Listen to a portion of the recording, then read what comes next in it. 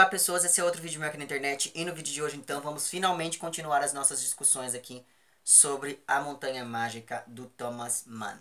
Várias pessoas vieram me agradecer pelo atraso aí de algumas semanas no projeto, porque aparentemente muita gente acabou não conseguindo cumprir ali o cronograma, etc, etc, etc. Não tem problema. O fato é que, como o cronograma desse projeto está previsto para que saia um vídeo a cada 15 dias e nós estamos com 2 ou 3 semanas de atraso, o que eu vou tentar fazer daqui para frente é colocar um vídeo por semana para poder entrar ali dentro do cronograma e para que a gente possa então fechar esse projeto na data prevista, até porque eu tenho várias outras coisas para ler ainda.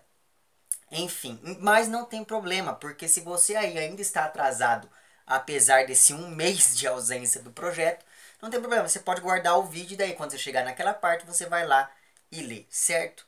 Muito bem então, nos 2 vídeos que eu soltei anteriormente a esse, dentro desse projeto, eu primeiro fiz um vídeo falando um pouquinho da história do livro, né, do enredo do romance, e depois eu fiz um vídeo mais analítico em que eu peguei um capítulo em específico e fui tentando entender como que por meio daquele capítulo a gente poderia entender a Montanha Mágica como um romance sobre o tempo. O que eu percebi com a leitura dessa outra parte que nós lemos aí, ou que nós deveríamos ter lido, não é verdade?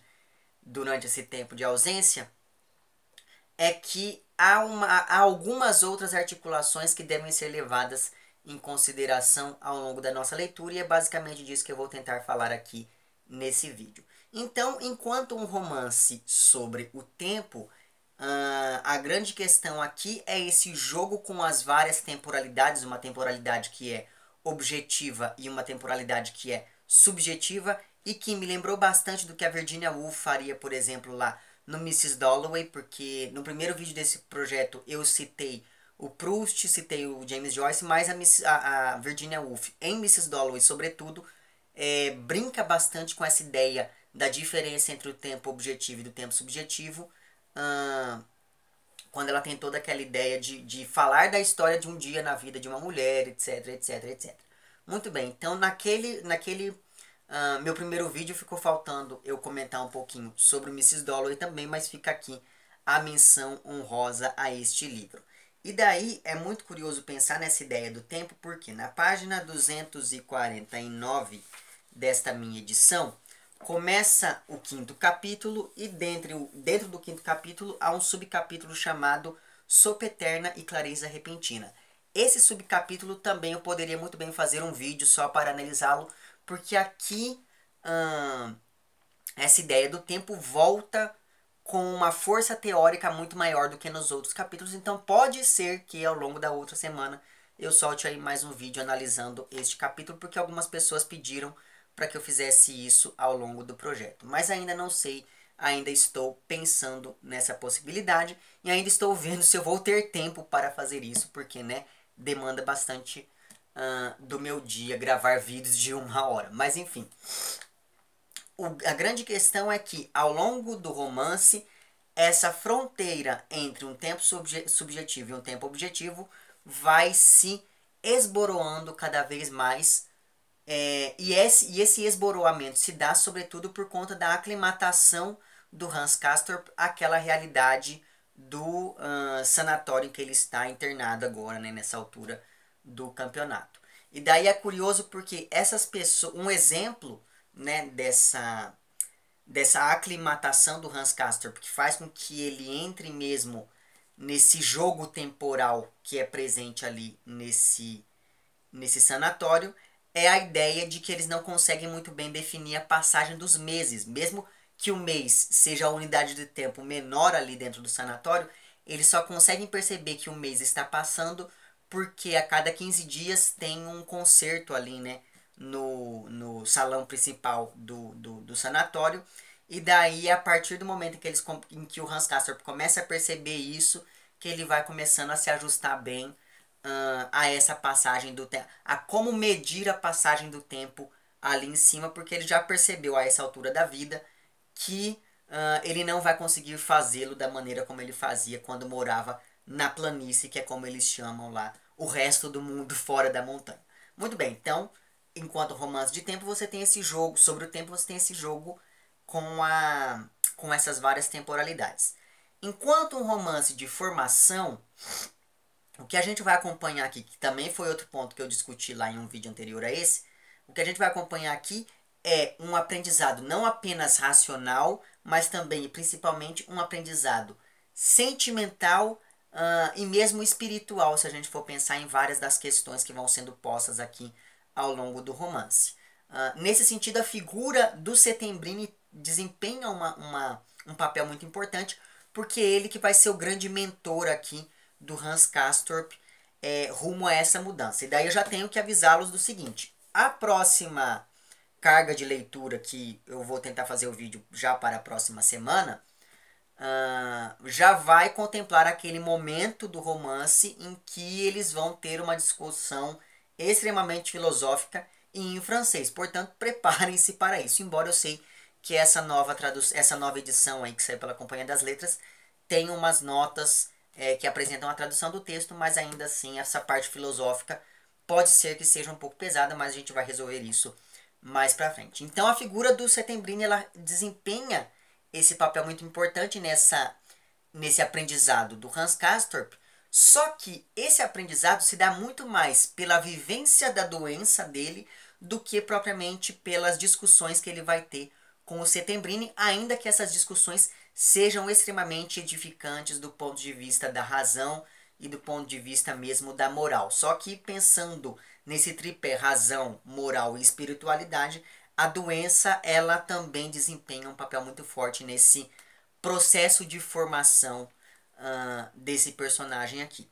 E você tem por fim uma coisa que, apesar de eu já ter percebido, fica ainda mais clara nesse segundo momento da nossa leitura, é que A Montanha Mágica é um romance sobre a doença e sobre a doença enquanto um sinônimo de corrupção.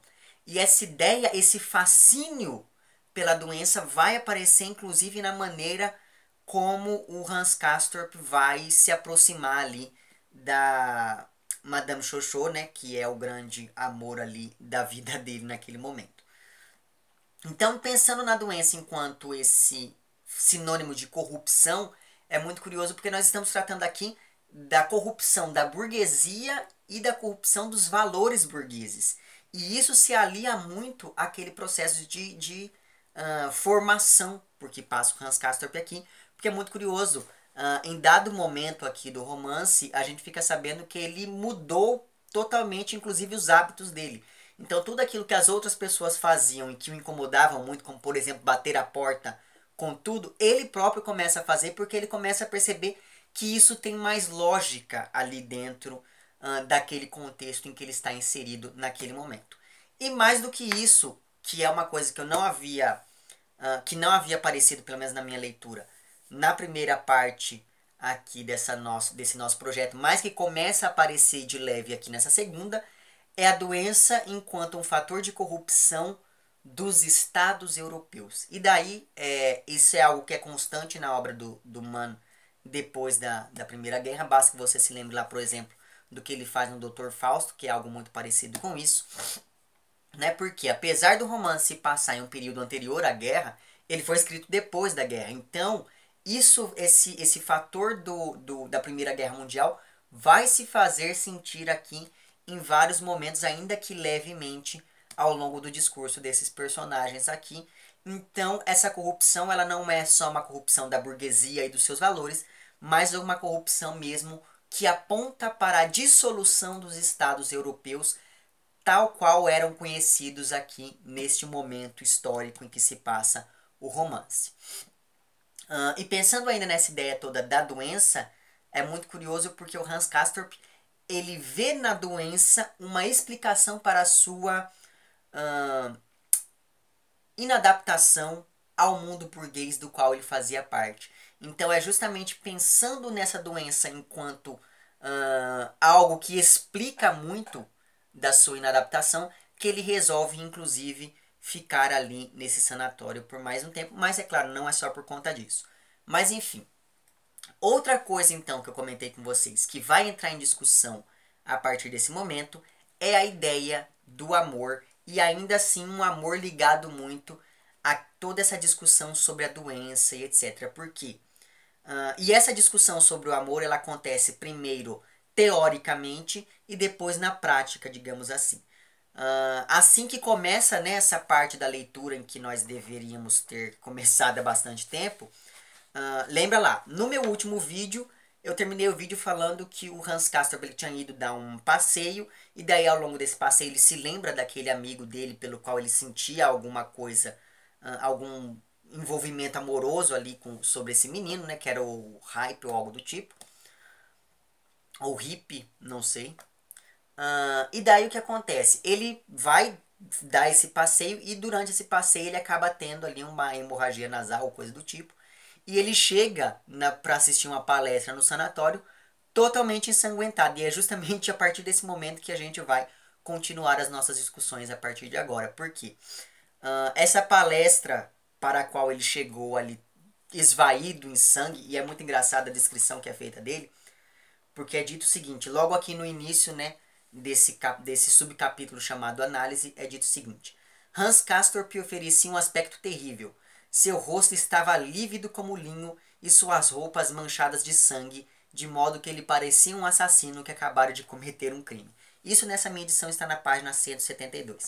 Mas enfim, essa palestra para a qual ele se dirigiu, né, nesse momento aqui do romance, é uma palestra do Dr. Krakaus, que eu acho que é assim que se pronuncia o nome dele.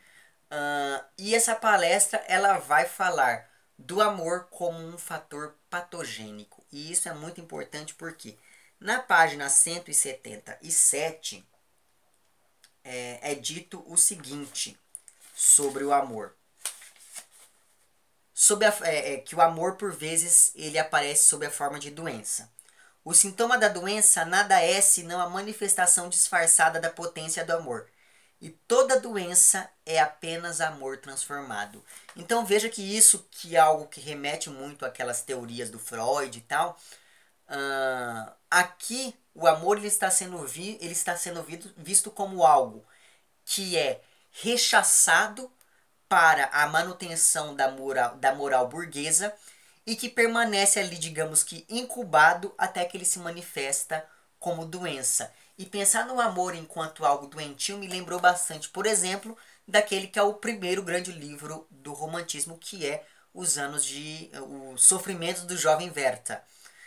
Que eu fiz vídeo recentemente, né? Recentemente, esse ano aqui no canal, vou deixar o link para ele lá embaixo. Porque o que nós temos naquele livro, e em vários livros que tratam da questão amorosa, é justamente essa perspectiva que é bem doentia se a gente for ver. Inclusive, se a gente for ver a atração que o Hans Castorp sente pela Cláudia lá, né, que é essa Madame Xoxô, é uma atração que beira a doença, tanto por por esse frenesi em que ele se encontra, esse frenesi amoroso que ele se encontra com relação a Cláudia, mas também porque, se a gente for ver, trata-se de uma mulher doente, então ela tem um aspecto de uma pessoa doente.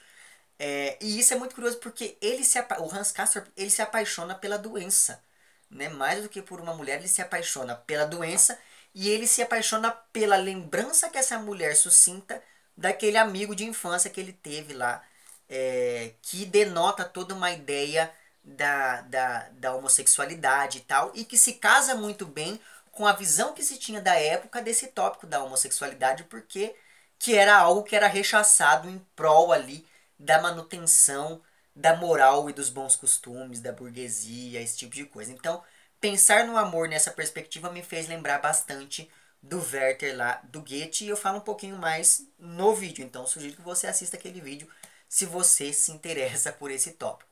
Mas enfim, o tema dessa palestra chamou bastante a atenção do Hans, sobretudo porque para ele, que é um sujeito que acabou de sair do mundo burguês e que é engenheiro, etc., o amor ele é algo da esfera do privado e não da esfera da técnica. Então, o amor enquanto técnica aqui é algo que vai desempenhar uma função muito importante para esse processo de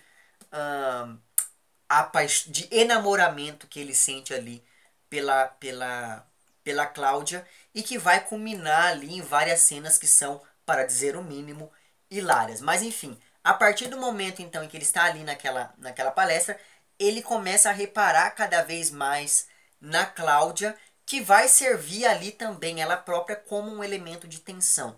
Tensão, em um primeiro momento, amorosa e erótica mesmo, mas também, se a gente for pensar um pouquinho, uma tensão entre o presente e o passado, quando a gente pensa em toda essa memória que ela suscita por se parecer ali com esse amigo de infância por quem o Hans Castorp tinha uma paixonite. E ela também acaba gerando uma tensão mesmo no que diz respeito aos valores dessa burguesia. Porque, como eu falei para vocês, essa doença vai corroendo os valores. É um sinônimo da corrosão desses valores. E a Cláudia, ela é um fator facilitador ali.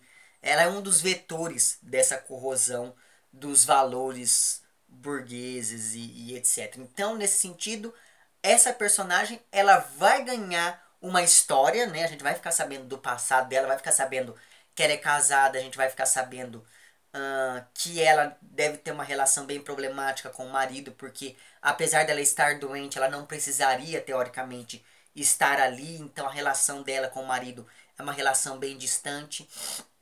E mais do que isso, ela vai ganhando então contornos mais bem definidos, porque até então ela era quase que uma sombra ali, e a partir desse momento, esse narrador, esse personagem, ele vai prestar cada vez mais atenção na Cláudia, ele vai ficar cada vez mais, digamos, impressionado com o aspecto físico da Cláudia, com os modos da Cláudia, com a educação da Cláudia.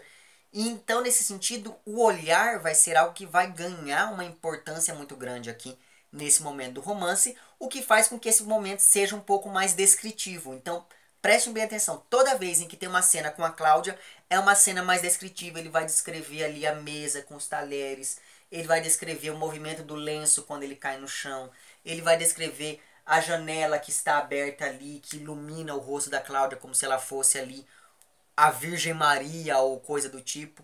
Então tudo isso vai acabar contribuindo para que ele crie uma imagem da Cláudia. E é a partir do momento em que ele cria essa imagem, que vai se assemelhar muito àquela imagem do hippie lá, que é o amiguinho dele da infância, que ele vai se tornar cada vez mais enciumado por essa mulher e vai começar a fazer algumas ceninhas que são no mínimo patéticas, né? Para poder, enfim, provocar ciúme nela também e esse tipo de coisa. E daí na página 200, pensando nessa ideia da Cláudia como uma evocação da imagem daquele amigo de infância, na página 200, na página 200 é dito o seguinte, logo no finalzinho da página. Os olhos de Cláudia, afinal, que o haviam contemplado atrevida e um tanto sombriamente, de muito perto e que na sua posição, cor e expressão, se pareciam de modo surpreendente e mesmo assustador com o de Pribislav Hippie, que é o amiguinho dele lá. Pareciam, nem é sequer uma expressão adequada. Não, eram os mesmos olhos, e também a largura da parte superior do rosto, o nariz levemente achatado, tudo, até a brancura rosada da pele e a tez sadia aqui em Madame Xoxô, apenas dava a impressão de saúde e, como nos casos dos demais pensionistas, não passava de um resultado superficial do repouso ao ar livre. Tudo isso era tal qual o rosto de Pribislav, e o olhar com que este o contemplava no pátio da escola, quando um passava perto do outro, tampouco fora diferente. Então veja que a Cláudia, como eu falei para vocês, ela tem todo a figura dela é muito bem construída, porque a gente nunca sabe se quando esse personagem se apaixona por ela, ele está se apaixonando por ela mesmo ou pela memória que ela evoca desse amiguinho da infância, etc. E essa é uma questão que, como eu falei lá em um dos vídeos aí para trás, é algo que vai aparecer com certa recorrência na obra do Thomas Mann, sobretudo se a gente pensa lá na Morte em Veneza, que já tem vídeo no canal e o link vai estar lá embaixo, etc. Muito bem. Por outro lado, ao longo dessa parte que a gente leu durante esses dias, a gente vai acompanhando também todo o processo, como eu falei para vocês, de aclimatação do Hans Castorp. E esse processo de aclimatação vai interferir inclusive na relação que ele tem com o tempo ali naquele lugar. Tanto que na página 297 é dito o seguinte, pensando nessa questão dessa aclimatação dele. Isso é no começo do capítulo chamado Liberdade. Parecia-lhe que as 7 semanas que ele, comprovada e indubitavelmente, acabava de passar ali em cima, não eram mais do que 7 dias. Na verdade, isso é uma pergunta, mas enfim. Ou parecia-lhe, pelo contrário, que já vivia nesse lugar havia muito, mas muito mais tempo do que em realidade se passara. Ao seu olhar retrospectivo, o tempo ali passado afigurava-se tanto excessivamente longo como excessivamente breve. Um único aspecto desse tempo, entretanto, escapava-lhe sempre: a duração real, admitindo-se ser o tempo um fenômeno natural e ser lícito relacionar com ele o conceito de realidade. Então veja que a partir do momento em que ele vai se aclimatando ali naquela realidade, ele vai se acostumando inclusive com essa nova, digamos, com essa nova passagem do tempo, como é percebido ali em cima nesse sanatório. Muito bem. Então, entre uma e outra conversa com os outros pacientes, ele vai se acostumando cada vez mais e vai se acostumando cada vez mais àquele ambiente e chega à conclusão de que é muito mais barato viver ali naquele sanatório do que viver na planície. Então, nesse sentido, a doença aqui nesse romance, ela é vista quase como uma desculpa para que ele se mantenha afastado. Então não é nem que ele esteja tão doente aqui, porque ele vai se descobrir doente nesse momento do romance, né? Não é tanto porque ele está doente que ele fica ali, mas porque essa doença que ele tem é um fator, digamos que, libertador dele, né? Porque a partir do momento em que ele se descobre doente, ele acaba se descobrindo mais livre de todas aquelas amarras que o prendiam àquela vidinha medíocre que ele tinha lá na... Medíocre assim, segundo a sua própria opinião, né?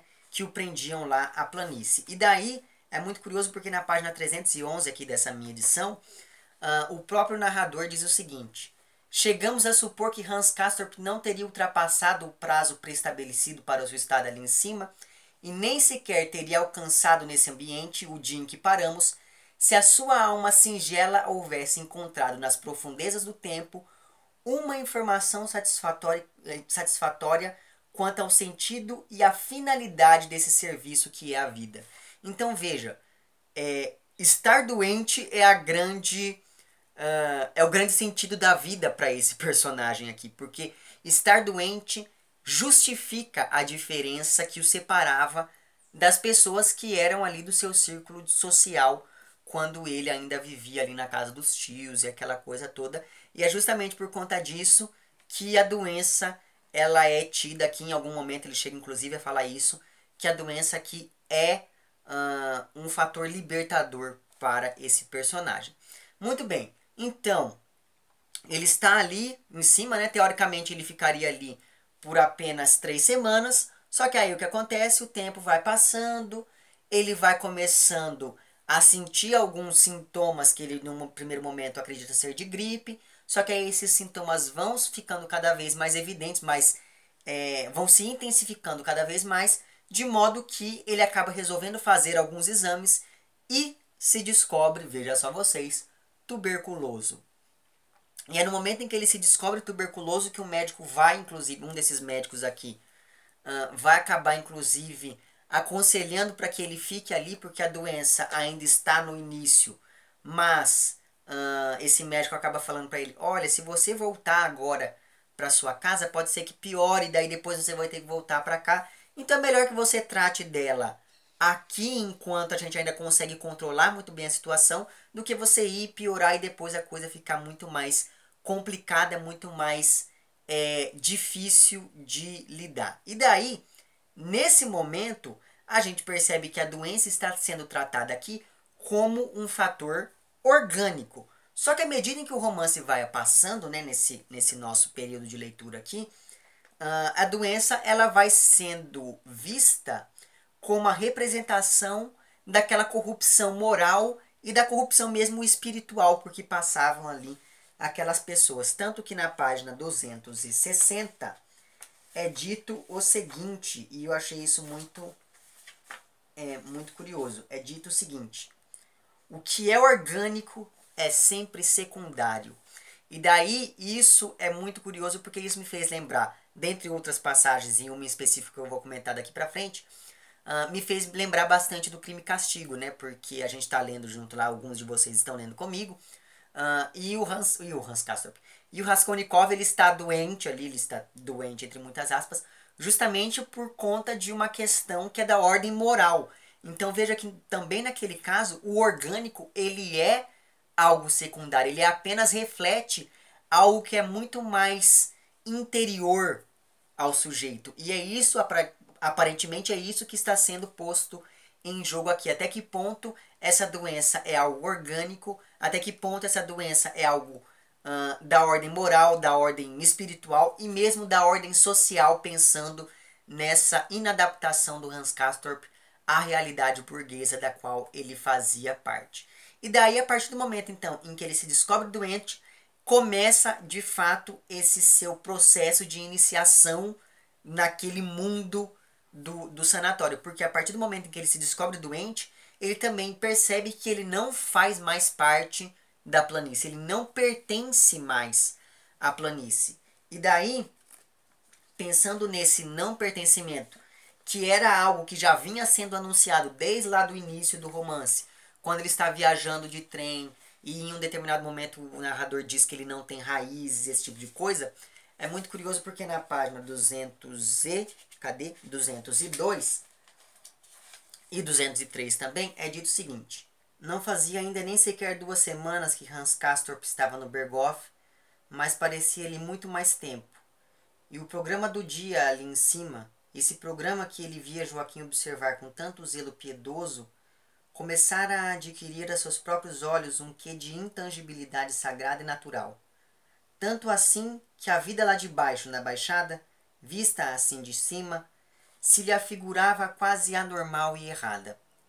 Já chegara a um alto grau de habilidade no manejo dos 2 cobertores, mediante os quais a gente, nos dias frios, se transformava por ocasião do repouso num pacote simétrico parecido com uma verdadeira múmia. Pouco faltava para que igualasse a destreza de Joaquim na arte de envolver-se segundo as regras. Quase que se admirava ao pensar que lá embaixo, na planície, ninguém sabia dessa arte. Então veja que aqui nesse trecho me chamou bastante atenção justamente que ele percebe que ele está integrado àquela realidade ali quando ele começa a fazer aquilo que as outras pessoas faziam e mais, quando ele começa a perceber que aquele é um tipo de conhecimento diferente do conhecimento que as pessoas têm na planície. E essa ideia do conhecimento é algo quase que alquímico aqui, é uma iniciação quase que alquímica mesmo, aqui dentro desse, ou filosófica, enfim, não sei, aqui dentro desse romance, porque é um acesso que ele está tendo a um outro conhecimento. Então, subir a montanha, esse processo de elevação, digamos assim, que o faz subir até a montanha, é um processo de elevação mesmo intelectual e filosófico que ele está, pelo qual ele está passando e que se reflete mesmo nessas pequenas coisas que ele vai fazendo aqui com cada vez mais destreza, como se ele fosse um habitante daquele lugar mesmo. Aos poucos a gente vai começando a perceber que há ali, inclusive dentro desse sanatório, há toda uma lógica de disposição de lugares que vai refletir muito da sociedade na planície. Então, quanto mais doente você é, mais importante você é dentro daquele círculo social que se estabelece ali no sanatório. Então você tem uma senhora, ela tem tuberculose e ela está escarrando sangue. Portanto, ela é mais importante ali dentro, ela tem mais direitos ali dentro, seguindo essa lógica, que é uma lógica própria dos próprios pacientes. Então ela tem mais direitos sobre os outros do que, por exemplo, uma pessoa que está ali sem escarrar sangue, por exemplo. Então é muito curioso como que essa estrutura da sociedade da planície vai se refletindo ali nessa sociedade que é a sociedade da montanha, digamos assim. e como que essas duas coisas vão mostrar e vão auxiliar bastante naquilo que eu falei no início desse vídeo, que é naquela ideia da dissolução mesmo dos estados europeus. Porque se você for pensar bem aqui, existem pessoas de várias nacionalidades e elas vão ali, teoricamente, conviver em um mesmo lugar, ainda que dentro de nichos muito específicos e nichos que se subdividem. Se a gente pensa na mesa dos russos ordinários ali, dos russos da elite ou coisa do tipo. Enfim, então é muito curioso como que tudo isso vai se articulando e vai mostrando aquilo que eu falei no início do vídeo, que é essa ideia do asilo quase como uma metonímia para a própria Europa como um todo, se a gente for pensar nesse contexto pré-Primeira Guerra que estava se fazendo sentir aqui, mesmo se a gente for pensar nessas várias divisões que se fazem ali nos momentos em que eles estão almoçando e jantando, enfim. E pensando nesse convívio dele ali com as outras pessoas, é muito engraçado porque ele vai inclusive se aproximar bastante daquela moça chamada Hermione Clifford, ou algo do tipo, que é aquela moça que não tem pulmão e que assobia pelo pulmão que ela não tem, sei lá, que faz um movimento muito estranho lá, e que tinha assustado ele no começo do romance. Até mesmo dessa moça ele vai se aproximar, ainda que para fazer um certo ciúme em um determinado momento ali, para que a Cláudia possa notá-lo e esse tipo de coisa. E pensando nessas várias aproximações, claro, ele vai se aproximar cada vez mais do Settembrini, que vai ser o grande mentor dele, como eu disse também ainda nesse vídeo. O Settembrini, ele é um humanista, então pensando no Settembrini enquanto um humanista, essa ideia da filosofia vai se fazer presente com cada vez mais força aqui ao longo dessas leituras, como a gente vai falar no próximo vídeo. Enquanto humanista, o Settembrini acredita muito na edificação do ser humano. E pensar e essa edificação, ela se dá, segundo o próprio personagem aqui, basicamente por dois agentes edificantes. Um é a moral e o outro é a técnica, que inclusive é algo que o próprio Hans Castorp fala aqui, que ele sempre viu como coisas opostas, mas que o Settembrini vai enxergar como dois lados da mesma moeda. E daí na página 213 é dito algo que me lembrou bastante da nossa leitura lá do Crime e Castigo de novo, porque é dito o seguinte: a raça humana tinha sua origem na escuridão, no medo e no ódio, mas avançava e subia por um caminho brilhante rumo a um estado terminal de simpatia, luminosidade íntima, bondade e felicidade. E isso daqui é algo que vem lá, se a gente for lembrar lá do iluminismo, de toda aquela ideia que depois ocasionou lá a Revolução Francesa e tal. Muito bem. O veículo mais apropriado para transpor esse caminho era a técnica, declarou Settembrini.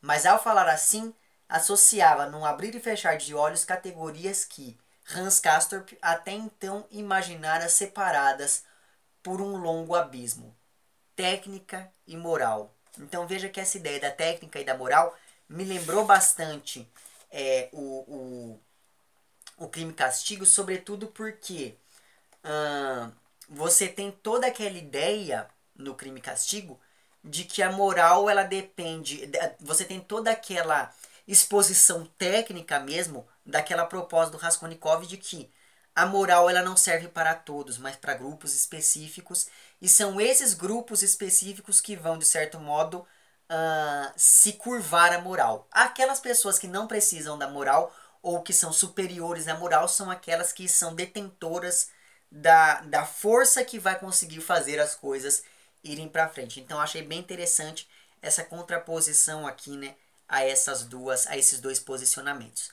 E daí na página 214, o mesmo Settembrini continua ali as suas digressões e segundo ele, havia dois princípios que disputavam a posse do mundo: a força e o direito, a tirania e a liberdade, a superstição e a ciência, o princípio da estagnação e o do movimento efervescente do progresso.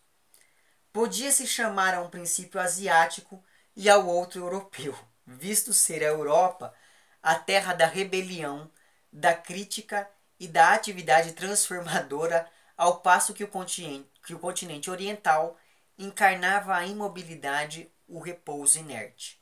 Não existia a menor dúvida quanto à questão de saber qual das duas forças terminaria por triunfar. Só poderia ser a da luz, a do aperfeiçoamento guiado pela razão, pois a humanidade arrastava mais e mais povos pelo seu caminho brilhante. Ganhava cada vez mais terreno na própria Europa e estava a ponto de penetrar na Ásia. No entanto, faltava ainda muito para que a sua vitória fosse completa, e grandes, magnânimos esforços eram exigidos dos homens de boa vontade, dos que haviam recebido a luz, até que raiasse o dia em que desmoronassem as monarquias e as religiões também naqueles países que, na verdade, nunca tinham gozado do século XVIII, nem do seu ano de 1789, numa referência lá à Revolução Francesa e etc. Então veja, o pensamento do Settembrini é um pensamento que se liga muito ao iluminismo e mesmo se liga bastante a essa questão toda do humanismo que é exposta aqui de maneira explícita em vários momentos.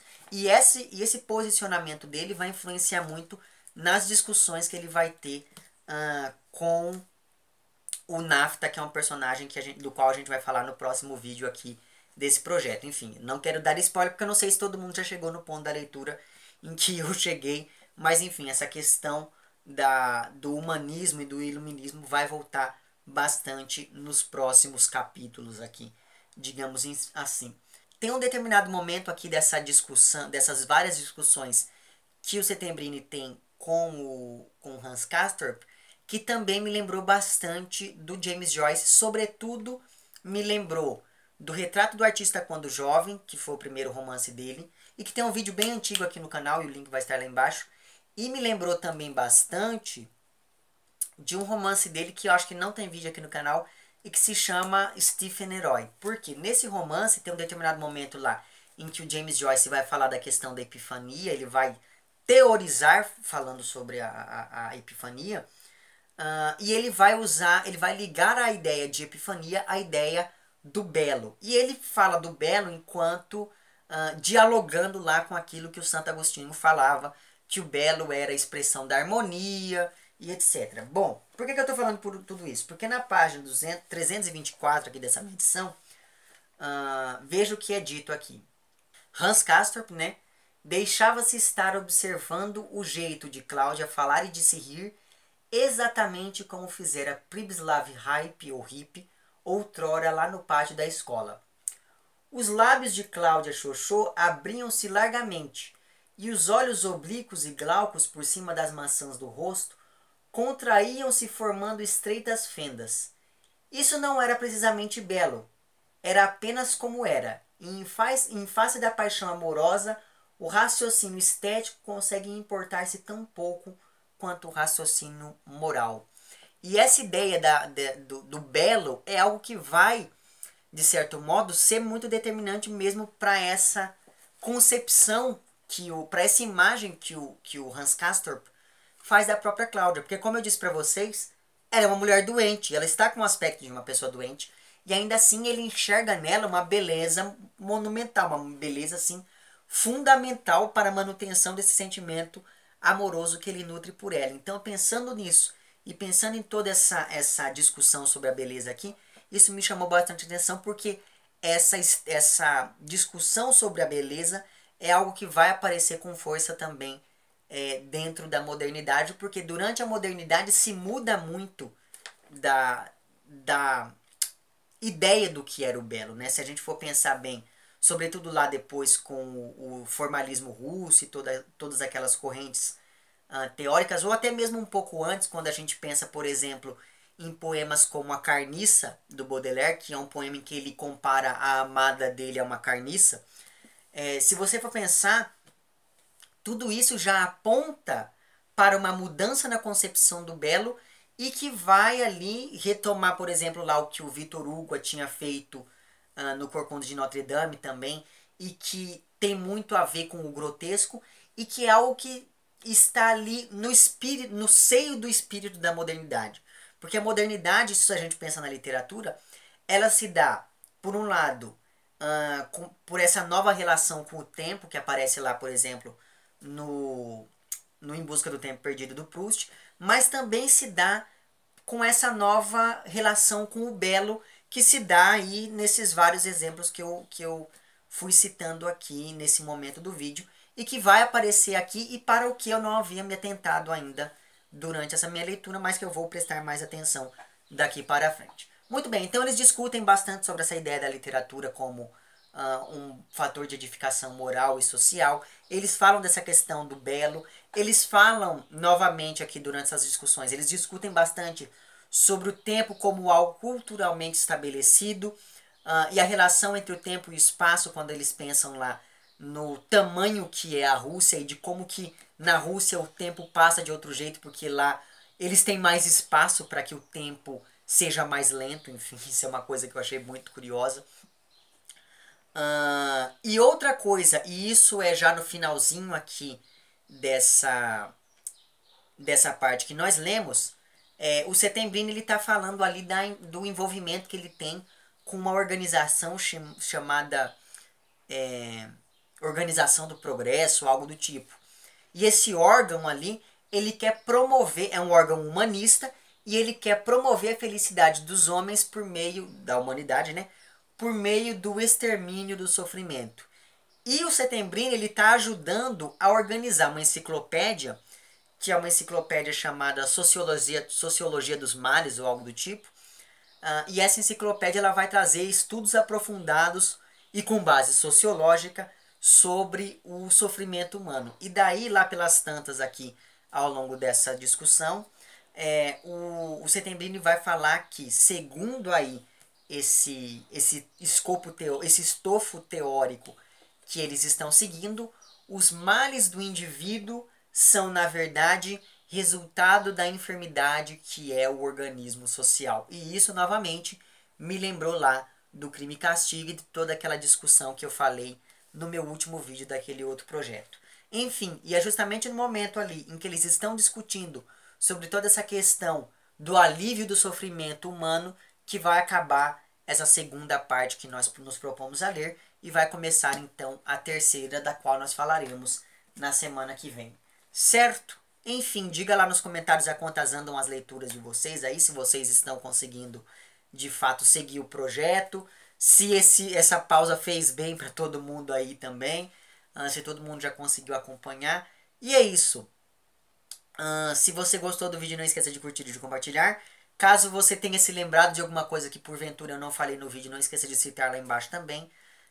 Se você está inscrito no meu canal, muito obrigado pela sua inscrição. E caso não esteja inscrito, se inscreva também lá embaixo. É isso, um abraço para vocês todos e até o próximo vídeo e tchau!